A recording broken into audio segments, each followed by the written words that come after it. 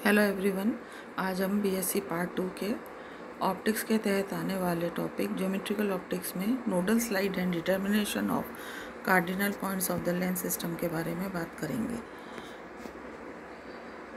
निर्णय स्लाइड या nodal slide क्या होता है?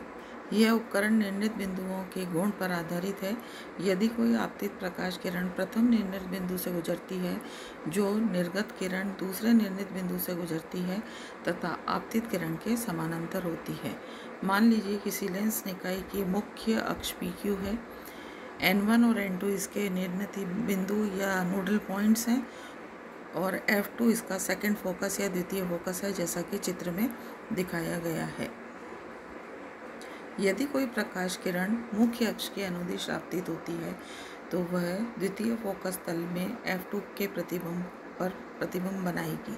अब यदि लेंस निकाय की अक्ष पर स्थित किसी बिंदु U से पारित लंब अक्ष के प्रति घुमाया जाए, जिससे मुख्य अक्ष P', बने, तो नोडल पॉइंट्स की स्थिति N1 व N2 हो जाएगी। वह द्वितीय फोकस तल भी समान कोण से घूम जाएगा। इस स्थिति में N1' से पारित आपतित किरण, जो PQ के समानांतर है, निकाय से अपवर्तित होकर N2 से समानांतर दिशा में गुजरेगी और फोकस तल में बिंदु I' पर प्रतिबिंब बनाएगी। इस प्रकार लेंस निकाय को घुमाने पर प्रतिबिंब का विस्थापन प्रेक्षित होगा, जैसा कि चित्र में दिखाया गया है। अब यदि घूर्णन अक्ष को इस प्रकार समंजित करें या एडजस्ट करें कि अक्ष निर्णित बिंदु या नोडल पॉइंट से गुजरे, अर्थात O व N2 संपाती हो जाएं, तो चित्र के अनुसार प्रतिबिंब विस्थापित नहीं होगा। इस प्रकार घूर्णन अक्ष की स्थिति नोडल पॉइंट की स्थिति प्रदान करेगी। नोडल स्लाइड जो है वो समायोजन हमने नेक्स्ट डायग्राम में इसके अंदर दिखाया है। एक विशिष्ट प्रकाशीय बेंच पर होती है जिसमें 4 स्टैंड लगे होते हैं। प्रथम स्टैंड S1 पर प्रकाश स्रोत लगा होता है, जिसके सम्मुख वृत्ताकार द्वारक युक्त पर्दा लगा होता है। द्वितीय स्टैंड S2 पर एक क्रॉस छिद्र युक्त प्लेट लगी होती है। प्रकाश स्रोत द्वारा यह क्रॉस छिद्र आलोकित रहता है। तीसरा स्टैंड S3 निर्णित स्लाइड का होता है। ये ऊर्ध्वाधर अक्ष के प्रति घुमाया जा सकता है और इस घूर्णन का आधार पर लगी वृत्ताकार स्केल पर मापन किया जा सकता है। ऊर्ध्वाधर अक्ष रूपी स्टैंड S3 पर एक क्षैतिज अंशांकित छड़ H लगी होती है। इस छड़ के अनुदिश ऊर्ध्वाधर अक्ष को एक रैक एंड पिनियन द्वारा विस्थापित किया जा सकता है, जैसा कि हमें यहाँ पे चित्र में दिखाया गया है। क्षैतिज छड़ H पर 2 लेंस होल्डर लगे होते हैं, जिन्हें निश्चित दूरी पर रखकर उनमें लेंस लगाए जा सकते हैं। चौथा स्टैंड S4 पर एक समतल दर्पण लगा होता है, जिससे बेंच के लंबवत क्षैतिज अक्ष के प्रति घुमाया जा सकता है।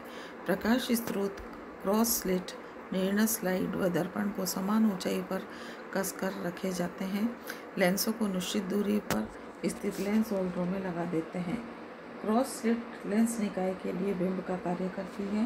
निर्णित स्लाइड के स्टैंड S1 को आगे पीछे सरकाकर ऐसी स्थिति प्राप्त की जा सकती है जबकि क्रॉस स्लिट का स्पष्ट प्रतिबिंब क्रॉस स्लिट के निकट प्राप्त हो जाए।